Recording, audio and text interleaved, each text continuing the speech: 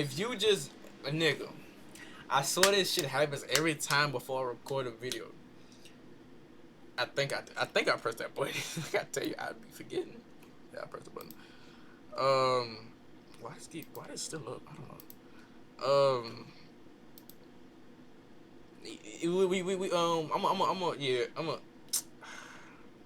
Yeah. We're gonna react to that next. So yeah. Confronting just pearly things by Playback. You know I love Playback, man. Let's get into it, man. I don't got nothing to say, boy. Facts. Let's get to For it. those who don't know, Pearly Things is a full white content creator. She was born in the States, but then is now based over in London. And she makes some relationship style video. In this type of style format that she makes, a majority of the people that are employed by her and have the conversation are black people, in particular a lot of Africans, because they migrated over to where she lives. The reason why all this is important is because it seems like she's making a pivot in her content, being more political based and ideology based, regardless if it's right or left. And her first guest that she decided to bring on was Nick Fuentes. Oh, I'm not racist. Yes, you are. Yes, you are, Nick. Yeah, I am a little bit racist. But listen, but it's not because I hate people. I love people. It's just race is real. Maybe some brajol. There's some Italian. No, for but you. I will make my black boyfriend some of that. Ugh, wow.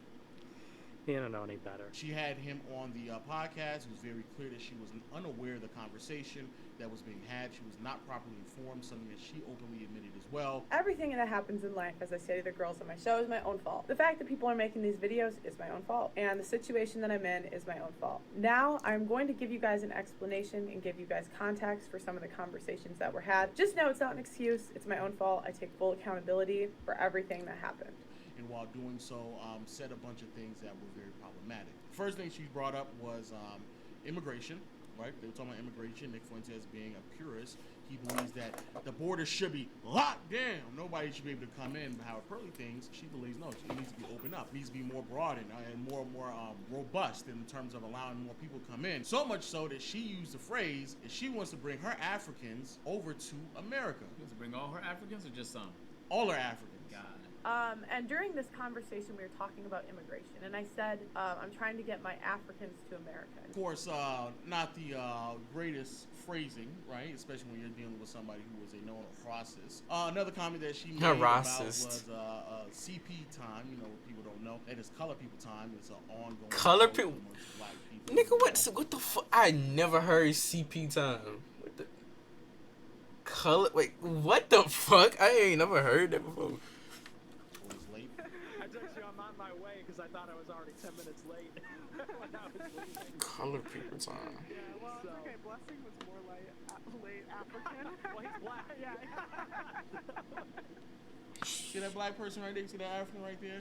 My employee. They're always late too, man. Don't worry about it. And also at the end of the conversation, one of her other employees, who also is Italian, Nick Fuentes is Italian apparently, and said that she denounced Nick Fuentes, and all the Italians denounced her. And Nick Fuentes' response was, and the Italians, we do not claim you. Oh, hey, the Italians don't claim you. You're the one dating a black guy. The Italians don't claim me. They don't claim you. Oh, no, they claim me. They claim me. I don't think so. They do. Italian guys, yeah. Italians, Tell an Italian guy about your lovers. affinity for black guys. That'll go over real well. Boy, I ain't. Good one. Bro, I don't know why I'm pissed off like a bitch, but like, why this nigga just? It just his laugh make me want to punch the fuck out this nigga, bro. Like, shut up. Like, I don't like. Shut up, nigga. Nick. I'm going to be as optimistic as possible and say that the reason why there wasn't a pushback or any type of ongoing conversation with some of those comments is that, maybe, just tongue in cheek, maybe a couple of bad jokes here and there, But the thing that really pushed it over the edge is that Pearl was claiming that she agreed with Nick Fuentes that some of the atrocities over human history are embellished to control the narrative. And for whatever reason, Pearly Things thought it was relatable to say that slavery in America was also embellished. This sounds similar to the slavery stuff too, because that's literally the founder of, or the guy who made Roots said, I wanted a myth for my people to live by. So they often, but that's what they do, is they embellish, and I'm not trying to say it wasn't horrible, it was. Right. But they want to make it like more horrible so that they can control people. I just like, how how do you embellish like the murder of like hundreds of thousands, millions of people, regardless of the tragedy? Like, how could you not talk about that enough? If that's in your history, like if you have ancestors that have been through that, talking about it, talking about how brutal it was, and embellishing it, that was its reality. The crazy that's part so rich coming from somebody who hasn't seen, who will never see that type of hardship in their life. Never. That's super rich. What's even crazier is that she said that and used a reference point that is like a blimp in human history. She referenced the Roots, and the Roots, for those who don't know, that's even if you never heard of it, you definitely understand some context. Kunta Kinte, that's where that character comes from, and the whole scene of like your name is Toby and all. That's where that's from, right? That series was shown on TV throughout the 70s or 80s, if I'm not mistaken. It was shown on network TV in America, and trust me when I say, even though some of what was being told in there is a bit of a myth, because apparently it's supposed to be some type of story depicted from somebody's lineage. However, the depiction of slavery in Roots is so far from embellishing what actually happened that you calling that an embellishment is a gross, and I do mean a very gross and irresponsible take on what Roots was, especially since there literally cannot be anything that is shown on network TV that would even come close to giving an accurate depiction of what slavery actually was, because you can't show that type of stuff on TV anyway. So the idea that was an embellishment, when the reality is that most media around slavery in the States has been utterly whitewashed, has been toned down, has been suppressed in so many ways, to come up with the take that it's been embellished when it's been the opposite,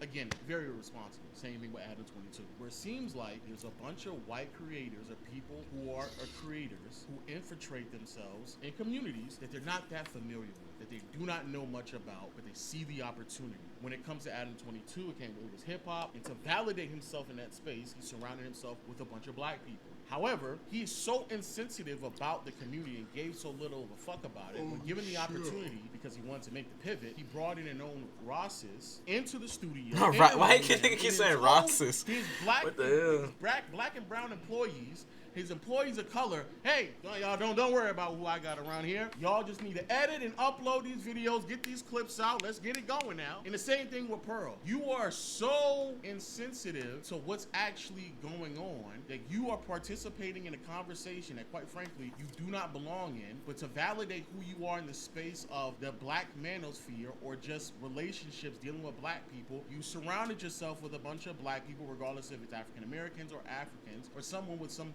form of descent through Africa. You surrounded yourself around those people to validate yourself, put yourself in conversation that you do not belong in, and when it's time to make the pivot, because the money drying up, because there's so many times you can get off. I found that my parents' relationship is easier because they've only dated each other and they've only had kids with each other. There's so many times that you can get off. If you're a virgin on your wedding night, you have an 80% chance of a happy marriage, but it drops to a 25% chance after like 5 to 7 partners. So you're basically ruined after like 5 to 7. Y'all don't know. What? Wait, go back, nigga. What the fuck did you say? Each other, and they've only had kids with each other. There's so many times that you can get off. If you're a virgin on your wedding night, you have an 80% chance of a happy marriage, but it drops.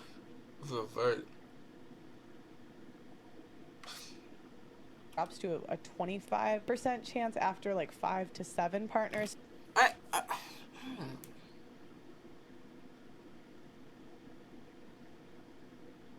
Like fucking them?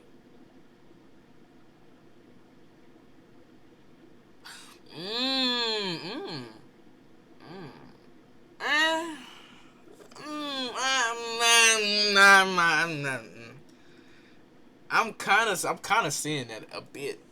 Cause say you're a virgin, right? And you get married, right? Yeah. You're married. Let's see. Oh, hold on. What the fuck? Hold on. Whoa! I gotta think about this. Boom, bow. Cause you, bow. Yeah, right there. Yeah. Yeah, okay, yeah, oh, yeah, So okay. you're basically ruined after like 5 to 7. Y'all don't know no better, man. Y'all all you say you a 10, you a 10? Huh, y'all not 10s. Well, what's your dress size? How tall are you? So many times you can get that off. Now it's time to make the pivot, and you give so little a fuck about the people that you surrounded yourself with, who helped you build the platform, who you participate in the community with, that when you got the opportunity to bring on some more content, potentially your real colors showed, and you brought in somebody who's a racist, but didn't surround yourself with the people, those same people that you've been surrounding yourself with the entire time. None of them were a part of the dialogue. None of them were part of the conversation. You didn't inform yourself to actually give pushback. When it comes to those black women, though, you real quick with them. You quick with those comebacks. But when it came to Nick Fuentes, for whatever reason, you thought it was acceptable for you to sit down with somebody and be ill-informed about that, even though that conversation is much more serious and much more severe than the fucking quirky, oh man, what do you look for in a man? But you still sat down, and once it was all done, you said, all right, let's get this going. Chop this up, send this out, edit it, thumbnail, title it, make sure we get it live. And you were telling this to black people. You not understand how fucking crazy that sounds right now, bro? I think it's not even like as much of a black issue, surprisingly. I think it's more of like a wanting to succeed by any means issue. Because for sure, she's seen other people get in the same problem for having the same guy on their fucking network, not knowing what they're talking about, letting him get his talking points off, and having nothing to rebut him with. Literally, we talked about it a fucking week ago, but even before that, I seen him in conversations with people just on regular live streams as well. I don't hear from this nigga when he's by himself. Niggas is deciding to give him a platform. If you're gonna give him a platform, at least have a conversation worth having. Don't go in there uninformed. So I think it's just like when you're incentivized to want to say and every time this nigga say nigga boy, it's so funny, bro. Like, because you're not even thinking about like having a productive. They come on so smooth. Smooth? You can say something wild. Smooth? Soft, S-O-F-T. And it's like he trying to put a hole, like it sounds so soft, but he talking nigga. Like he trying to put his way that nigga. Like it's funny as hell. You know you're gonna have a headline, and for no you're reason. Probably not gonna be the one catching the flag for it. That nigga is. So, but when people see it in the back, they're gonna be like, oh look, there's a podcast over here. Enough times, people are gonna start tuning into your podcast because they start seeing it everywhere. So it's actually in her interest. She is fully incentivized to want to bring people on that are egregious like him, have takes that are very extreme, because it's gonna give her content to work with. That's gonna be a clip she can get off on YouTube. That's gonna be I'm telling you, bro. I'm telling you how it works. And we never really did that with our pod. We didn't even really look for people when we did the opposite. We just like if you had a good story, but we had had somebody on the pod who was saying very extreme things. The gentleman. Oh, we never uploaded. And we never uploaded it. Yeah, I remember that. And so there is a level of responsibility that you should have as a content creator, especially when you're having conversations to that level of severity. And I agree with you. It is a lot of someone just seeing the opportunity and pivoting. What I'm saying, that just made me think of something I was supposed to do. You know what? Fuck that. I'm keeping that in. I'm keeping that in. You will see. You will know what I'm talking about if you watch my shit. If you know what I'm talking about, then you know. You know. It happened in one of my Twitter videos.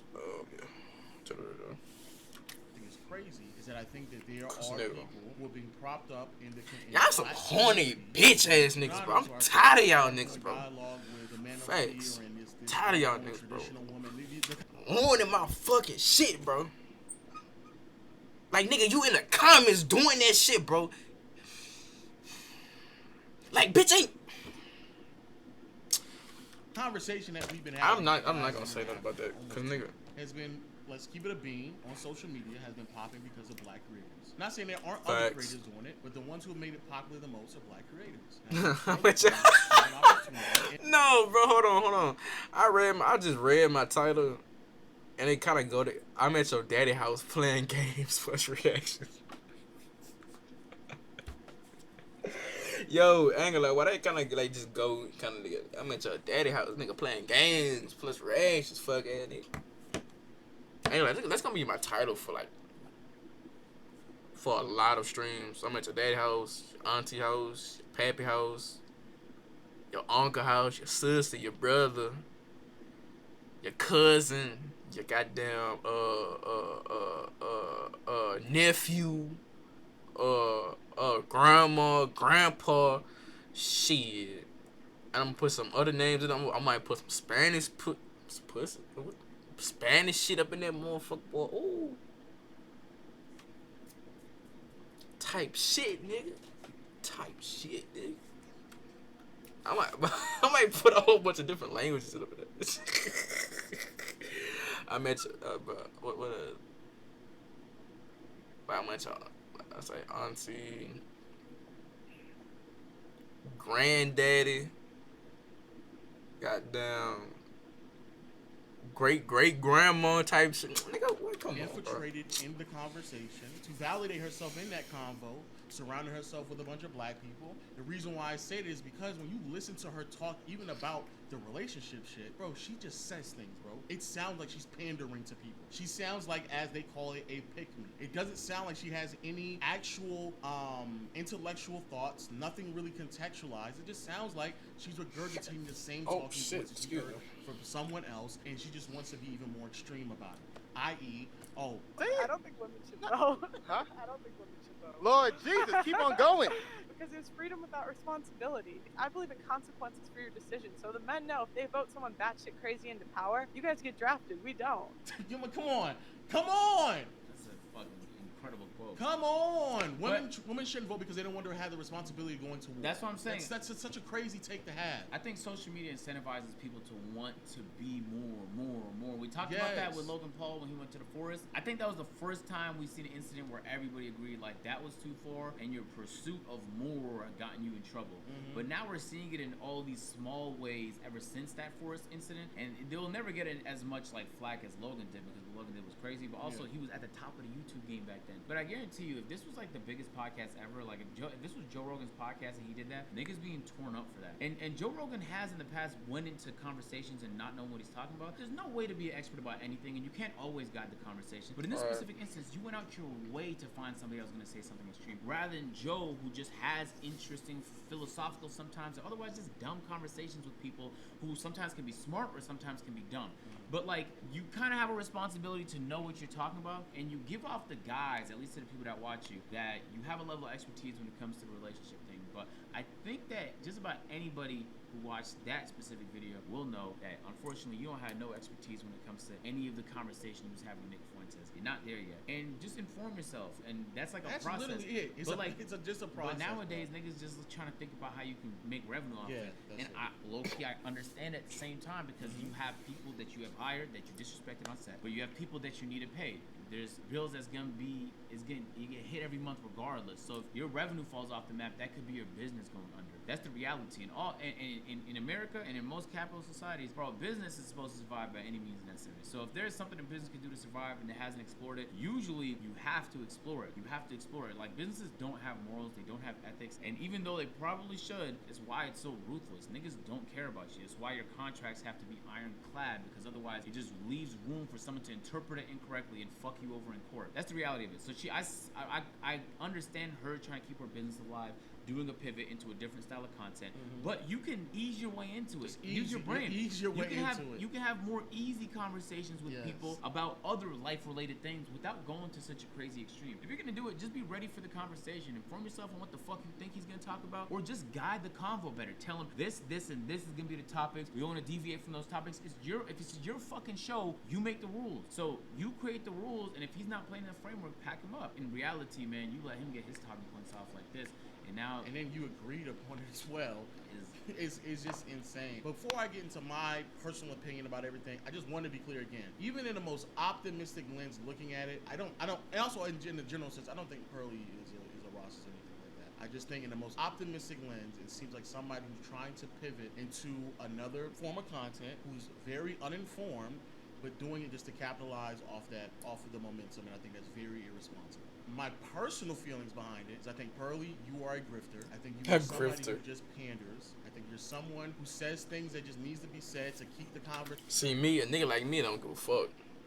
That's her business. That's what she got going on. I don't give a single fuck. Hold on. What the heck?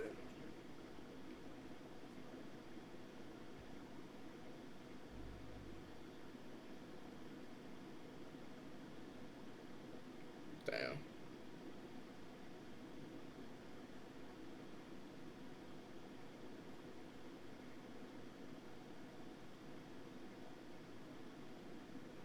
Yeah, it's a nigga like me don't give a shit. I don't care. I don't care. Hey, that's our business. Conversation going, because even by your own rhetoric and your beliefs in terms of relationship, you don't abide by that either. Like the things that you criticize the women for, you don't abide by it. You are someone who was in their 20s, the woman who's in their 20s, who's extremely opinionated, career oriented and focused, which is something that you do not suggest for other people as well. And when anybody actually intelligent gives you pushback, and then you bring on other people who aren't prepared for the conversations a lot of times, just so you and the same concept that many other people do, so you can dunk on them. But then when you get some form of pushback, you can clearly see that you're just not as informed, even when it comes to the relationship situation, as much as you would like to be. And so when it comes across like you're pandering in there, and so now is the time for you to go pander somewhere else. You brought in an extremist and you pander to him.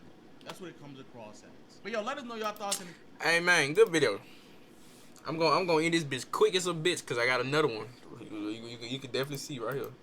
This one the one I did. Yeah, You see that? Yes. Charleston White. Yes, Lord. So, let's hurry up and go to this video.